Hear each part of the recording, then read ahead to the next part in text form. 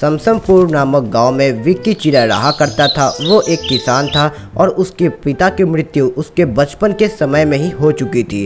वो अपने बहुत ही ज़्यादा मेहनत किया करता था। उसके साथ उसकी पत्नी और उसकी माँ रहा करती थी। उसके पत्नी का नाम टोनी चिड़ैया था, उसकी माँ का नाम गौरी चिड़ैया था। दोनों की दोनों बहुत ही ज़्यादा मेहनती थी। अपने बेटे और पति के साथ बहुत ही अच्छे से काम किया करती थी। सभी के सभी मिलकर एक ही खेत में काम किया करते थे।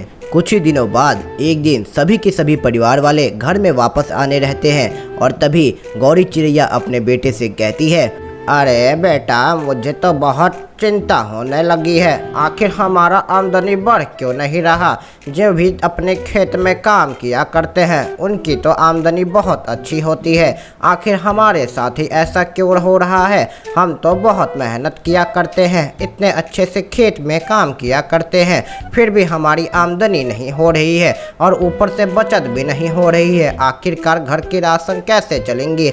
बस खाने पीने का ही राशन हो पा रहा है। आखिर अगला खेती कैसे होगा? और यही चिंता जताते हुए वो चुप हो जाती है। तभी टोनी चिड़ैया कहती है अपने पति से, अरे हाँ जी, सासू माँ बिल्कुल सही कह रही हैं। मुझे भी बिल्कुल समझ में नहीं आ रहा है आखिर हमारा मुनाफा क्यों नहीं हो रहा। हम तीनों के तीनों मिलकर खेत में इतना ज़्यादा मेहनत किया करते हैं लेकिन फिर भी हमारा मुनाफा नहीं होता। मुझे तो समझ में ही नहीं आ रहा कि आखिर मैं करूँ तो करूँ क्या। यहाँ के लोग अपनी खेती कर और अपने उपजाए हुए चावल और गेहूं को बेच कर अपने इतने बड़े बड़े घर भी बना लिए, लेकिन अभी तक तो हमने एक चीज़ भी नहीं खरीदा। यहाँ के लोग तो बड़े बड़े गहने भी खरीद रहे हैं और हम बस ऐसे ही पड़े हुए हैं। अब आप ही बताइए जी, मैं कोई गलत थोड़ी ना कह रही हूँ, क्यों सासू माँ? और ये सब सुनकर तुरंत ही टोनी चिड़ैया का पति कहता है अपनी पत्नी और अपनी माँ से,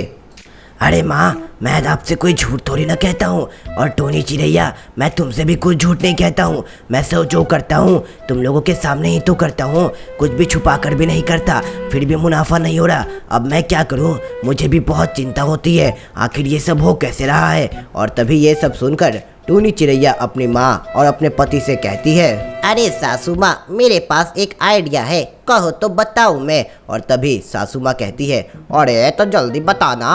और तभी टोनी चिड़ैया कहती है, हाँ तो सुनो, क्यों ना हम लोगों के साथ साथ जो लोग खेती करते हैं और जो इतने आगे बढ़ चुके हैं उनके घर जा जाकर हम लोग एक एक कर देखते हैं कि आखिर वो लोग क्या करते हैं कि इतने आगे बढ़ रहे हैं और उनसे पूछते हैं, क्यों सासू माँ? और तभी सासू माँ कहती है, अरे ये तो आइडिया बहुत बढ़िया है, देखते हैं इस विचार पर काम कर क्यों, क्या बोलते हो बेटे? और तभी अरे ये तो विचार बहुत अच्छा है, क्यों ना इस पे हम लोग काम कर देखें माँ।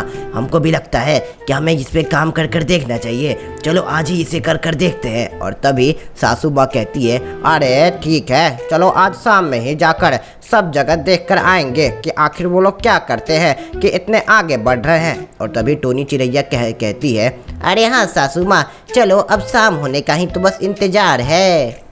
शाम का समय होता है। तभी विक्की चिड़ा अपनी माँ और पत्नी से कहता है, अरे चलो शाम हो चुका है, चलो फिर अब अलग अलग जगह निकलते हैं और पता करते हैं। थोड़ी ही देर बाद सारे लोग घर से निकल जाते हैं और एक दूसरे के घर जाकर पता करते हैं कि आखिर ये हो क्या रहा है, उनकी आमदनी क्यों नहीं बढ़ रही है। दूसरे के घर जाकर थोड़ी देर समय बिताकर उनसे ये पूछ लिया करते थे कि आखिर ये लोग ऐसे कर क्या रहे हैं। और बहुत सी समय बाद सारे लोग वापस आते हैं, एक जगह इकट्ठा होते हैं। और तभी विक्की चिड़ा कहता है, अरे तुम लोग जानते हो, जहाँ पर मैं गया था ना, वहाँ पर तो वो लोग मुझे यही बताएं कि वो लोग खेती करते हैं और जो फसल होता है उसे वो लोग आराम से बेच देते हैं और जो पैसे मिलते हैं उसी से वो लोग अपना गुजारा करते हैं। मैं तो बस इतना ही जानता हूँ और इसके अलावा वो लोग तो मुझे कुछ भी नहीं बताए। और मुझे तो लगता है वो लोग ये सही कह रहे हैं, वो लोग फसल बेचते होंगे और बहुत अच्छे से कमाते होंगे। क्यों माँ, तुम गई थी तो क्या हुआ? अरे जिस घर में मैं गई थी ना, सुनो अब तुम लोग, मैं जहाँ पर गई थी वहाँ पे सारे लोग अलग अलग कमाते हैं और बहुत अच्छे से उनकी ज़िंदगी बीत रही है। सारे लोग अगर एक साथ एक ही जगह कमाएंगे तो उनकी कमाई ज़्यादा नहीं हो पाती है, इसीलिए वो लोग अलग अलग कमाते हैं और उनका गुजारा तो बहुत अच्छा हो रहा है। मैंने पूछा उनसे, हाँ और तुम तो बताओ बहू, आखिर तुमने क्या देखा? और तभी टोनी चिड़ैया कहती है, अरे माँ जी, मैं बताती हूँ। मैं जहाँ गई थी ना, वहाँ पे भी सारे लोग अलग अलग काम करते हैं। कोई खेती कर रहा है तो कोई वहाँ पर मुर्गियाँ पाल रहा है, कोई जानवरों का ख्याल रख रहा है। मैं बताती हूँ, वहाँ बस एक ही आदमी खेती करता है। हाँ, और वहाँ पर लोग आराम से मुर्गियाँ पालते हैं और अंडे बेचते हैं, और इसीलिए उनकी ज़िंदगी इतनी अच्छी चल रही है। मुझे तो लगता है यही आइडिया अच्छा है, मेरा वाला। आप लोग इसे इस्तेमाल कर कर देखिए। और तभी टोनी चिड़ैया की माँ कहती है, अरे वो सब तो ठीक है, लेकिन हमें थोड़ा सोचने दे। क्यों बेटा? और तभी विक्की चिड़ा कहता है, अरे अरे माँ, सोचना क्या है, मुझे तो यही अच्छा लगता है। और थोड़ी ही देर बाद सभी ने मिलकर एक फैसला किया कि इन सभी को मिलकर एक एक काम अलग अलग बांटना होगा। कोई जानवर पालेगा तो कोई खेती करेगा। और तभी सासू माँ कहती है, अरे ये सब तो ठीक है, लेकिन जानवर खरीदने के लिए हमारे पास तो पैसे ही नहीं है।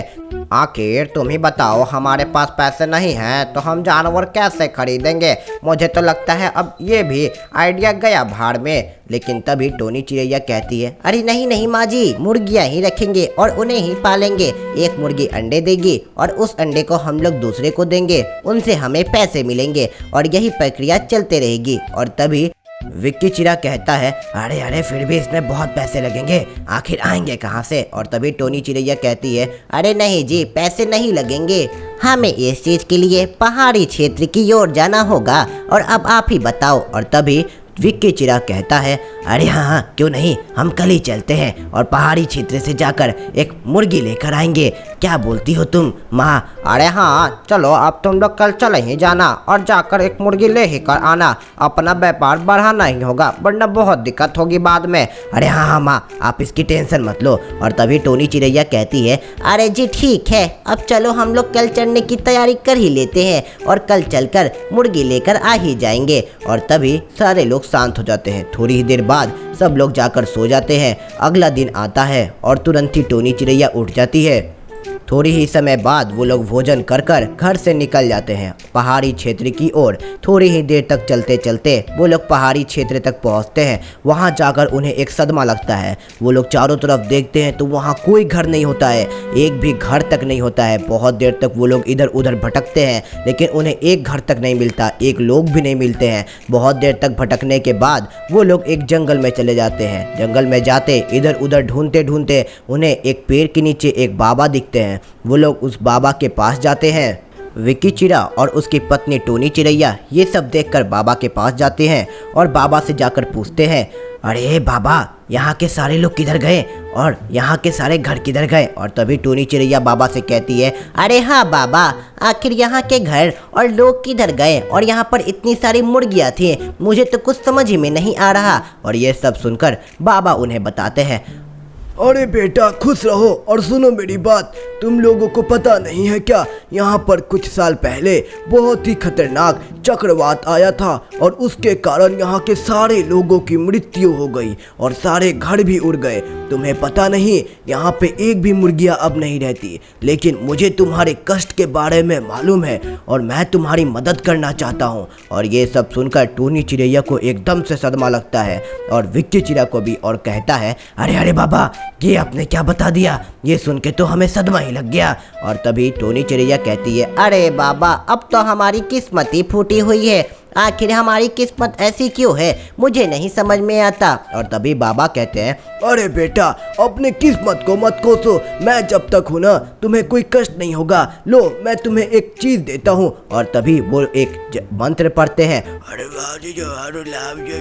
और थोड़ी ही देर बाद वहाँ पे एक मुर्गी आ जाती है और मुर्गी के आते ही ये सब देखकर टोनी चिड़ैया बहुत खुश हो जाती है। अरे बाबा, आप हमें ये मुर्गी देंगे क्या? और तभी बाबा कहते हैं, अरे हाँ बेटा, ये मुर्गी मैंने तुम्हारे लिए ही लाई है और ये एक चमत्कारी मुर्गी है। ये जो भी अंडे देगी उसे जाकर अपने खेत में बो देना और उसके बाद देखना तुम जादू। थोड़ी देर बाद वो लोग बाबा का आशीर्वाद लेकर मुर्गी को लेकर घर वापस चले जाते हैं। थोड़ी ही देर बाद वो लोग उस मुर्गी को ले जाकर वहाँ पर अपने घर पे पालने लगते हैं। कुछ ही समय बाद मुर्गी बहुत सारी अंडे देती है। उस अंडे को लेकर विक्की चिड़ा खेत में ले जाकर सारे अंडे को छींटने लगता है। तभी ये सब माँ देखकर कहती है, है। अरे बेटा, मुझे तो बिल्कुल बहुत ही ज़्यादा बुरा लग रहा है। आखिर सारे अंडे को तुम ऐसे ही फेंक दे रहे हो, ऐसे बेचे रहते तो कितना मुनाफा होता। और ये सब देखकर विक्की चिड़ा बहुत शांत रहता है। थोड़ी ही देर बाद वो लोग उस अंडे को ज़मीन पर छींट कर वहाँ से चले जाते हैं। कुछ ही समय बाद वहाँ पर कुछ पेड़ निकल आते हैं। अंडों के साथ साथ उस पेड़ों में बहुत सारे अंडे रहते हैं। तभी विक्की चिड़ा जाता है और सारे परिवार वाले उस खेत के पास आते हैं। उन अंडों को देखकर सारे के सारे आश्चर्यचकित हो जाते हैं। और तभी टोनी चिड़ैया कहती है, अरे माँ जी देखो चमत्कार, मैंने बोला तो था बाबा का चमत्कार होगा ही। और तभी विक्की चिड़ा कहता है, अरे हाँ, रुको रुको, मैं जरा एक अंडे को तोड़ कर देखता हूँ, आखिर इस अंडे में है क्या। और तभी वो जाकर उस अंडे को तोड़ता है और देखता है कि उस अंडे में से सोना निकलता है। और ये सब देखकर उनके परिवार की खुशी के ठिकाने ही नहीं रहते और सारे लोग बहुत खुश हो जाते हैं। कुछ ही दिनों बाद वो लोग उस अंडे से बहुत कमाई करते हैं, एक घर खरीदते हैं और उस अंडे में से जो सोने निकलते थे उससे वो उसकी माँ एक गहना बनाने का कारोबार शुरू कर लेती है। उस गहना बनाने के कारोबार से वो लोग एक कार भी ले लेते हैं और उस कार से वो अपनी बहू के साथ घूमा करती थी। उनका परिवार बहुत ही ज़्यादा खुशी खुशी रहने लगा था। कुछ ही दिनों बाद वो लोग गरीबों की भी मदद करना शुरू कर दिए थे। उस जो पैसे आते थे उसमें से कुछ पैसों से वो लोग गरीबों को खाना खिलाया करते थे। और उसके बाद स्टोरी की एंडिंग यही खत्म हो जाती है। अगर वीडियो पसंद आया हो तो वीडियो को लाइक करें, चैनल को सब्सक्राइब करना बिल्कुल ना भूलें ऐसे ही रियल और इंटरेस्टिंग वीडियोस रोज़ देखने के लिए।